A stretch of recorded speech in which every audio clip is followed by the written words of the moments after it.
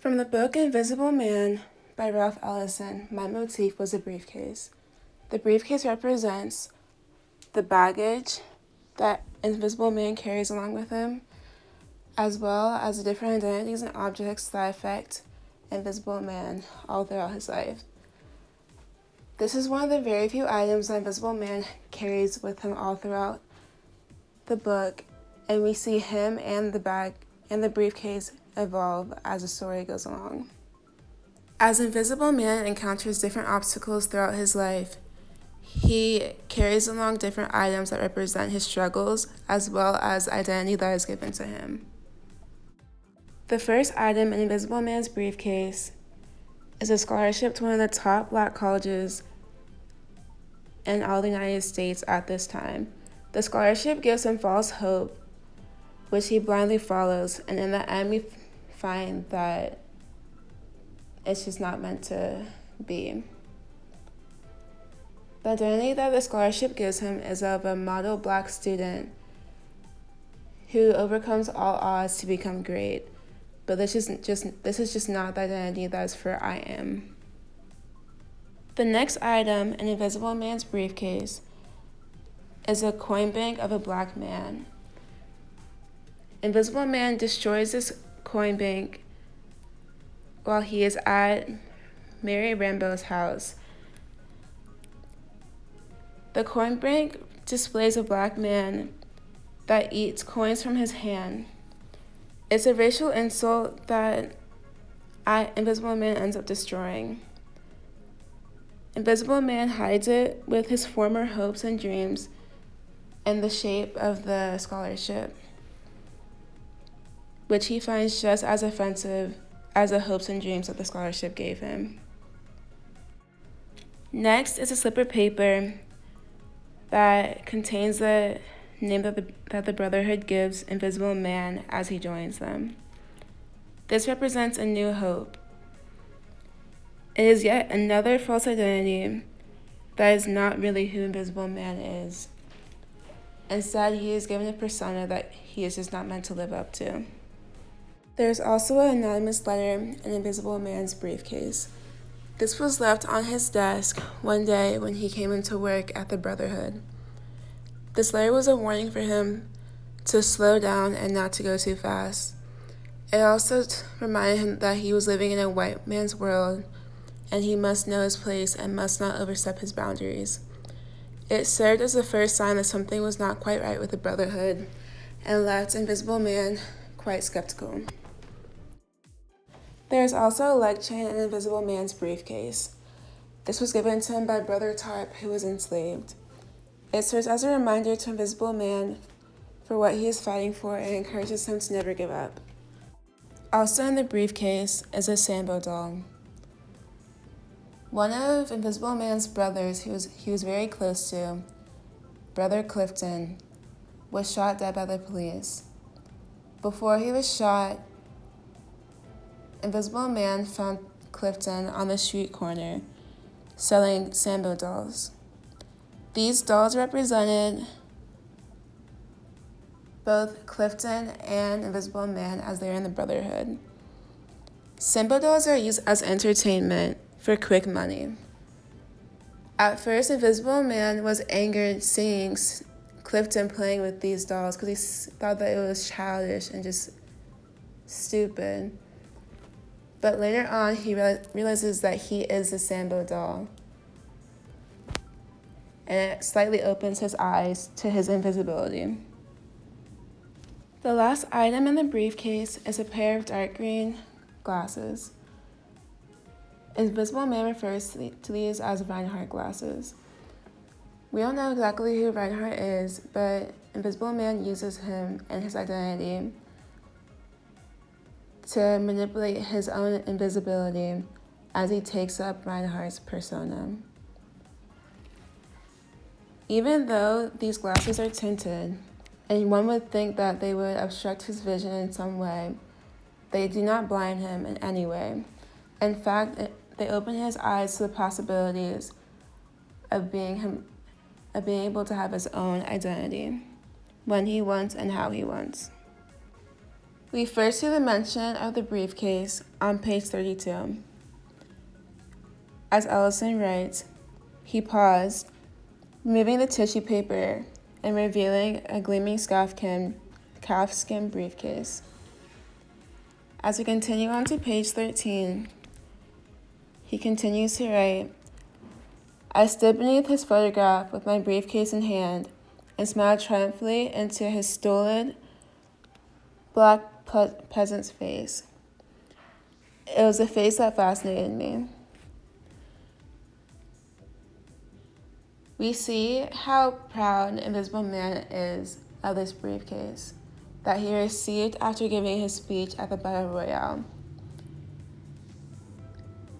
With the scholarship inside the briefcase, this begins Invisible Man's journey with the briefcase as he piles it with baggage as he goes on with his life.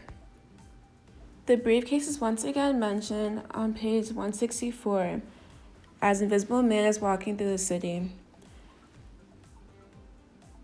Ellison writes, many of the men carried dispatch cases and briefcases, and I gripped mine with a sense of importance. If you continue on to page 167 and 168, Invisible Man says, I swung my briefcase with confidence. These two quotes show that the briefcase made Invisible Man feel important, and with the briefcase, he felt superior to other blacks and felt more closely related to the whites. This is ironic because, in a way, Invisible Man is proud of the false identities that others have given to him thus far into the book. But later on, he will no longer value them and instead end up hating them. Moving along to the end of the book, after Invisible Man has received a number of different identities and has gone through most of his life, during a race riot in Harlem, as a result of the Brotherhood's actions, we see just how important this briefcase is to Invisible Man. Invisible Man is helping a group of rowdy black men light a building on fire. On 5:54, Ellison writes, I moved feeling something slip and was halfway down the next flight before realizing that my briefcase was gone.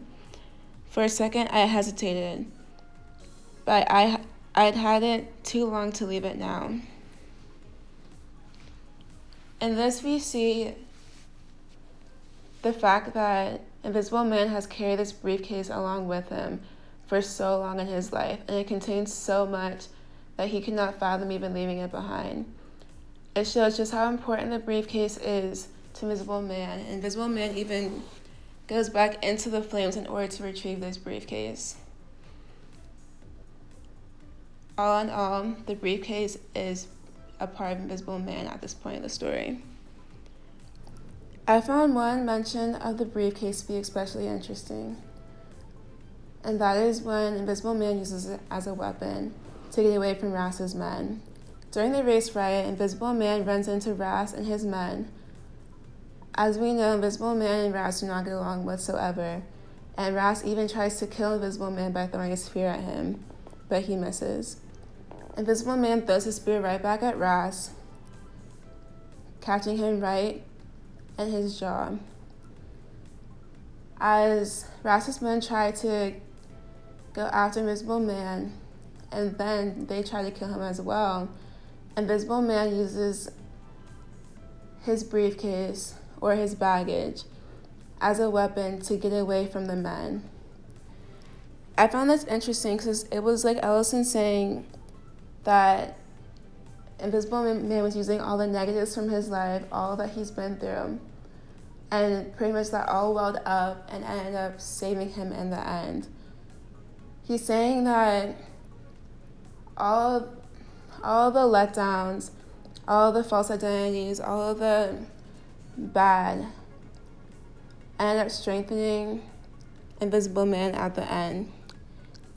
And in the end, this actually saves Invisible Man's life. In this case, the baggage is not used as a negative connotation as it is in almost all the other examples all throughout the book. I believe this is Ellison saying that sometimes we need baggage in order to become stronger and become a better version of ourselves. And in the end, the strength that it gives us may even save us. The last example is also the last time that we see the briefcase in this book, and that is when Invisible Man is burning its contents. Invisible Man is stuck in a well after he runs away from a group of men during the race riot. He falls into this dark well, and they cover the top of the well so that he is stuck in the hole. In order to find light, Invisible Man burns the contents of his briefcase, as expressed on page 567, as Ellison writes, "I'd have to open my briefcase, and they were the only papers I had." Invisible Man burns these items in order to make light so that he can see what's around him in the well. From 567 to 568, Invisible Man states all the items that he burns. He starts off with his high school diploma. He finds irony in this, as this was really the beginning of the briefcase, for one, and also the beginning of the identities that were imposed on Invisible Man. The next to go was the Clifton doll, or the Sambo doll. This was stubborn to burn, obviously because of its most likely plastic makeup, but I also saw this as a symbol of how racial stereotypes are also slow to burn, and that they persist for a long amount of time. The next two items that were burnt were the anonymous letter that was put on Invisible Man's desk, as well as a name card from the Brotherhood. Invisible Man realizes that the handwriting on both of these are the same, and that is the handwriting of Brother Jack. With this, he realizes who Brother Jack really was and how awful he really is.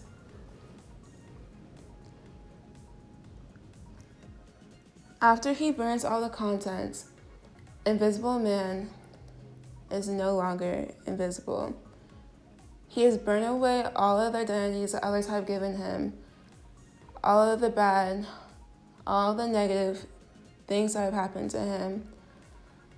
And now he's able to see his true identity, and he is finally free from all the stereotypes and false identities. This is extremely monumental for Invisible Man, and it's more of closure for him as he can take on the world as he really wants to be now. As a briefcase encloses all the false identities that others impose onto Invisible Man, the central theme of identity is best developed by Motif. The theme of identity is only realized in the process of resisting the identities imposed upon us is all that the briefcase is about. This can mostly be seen and related as Invisible Man burns the contents of the briefcase. In this very act, he is resisting the identities that others impose upon him. And through this act, he realizes his true identity. And this is exactly what the central theme is all about. Thank you for watching.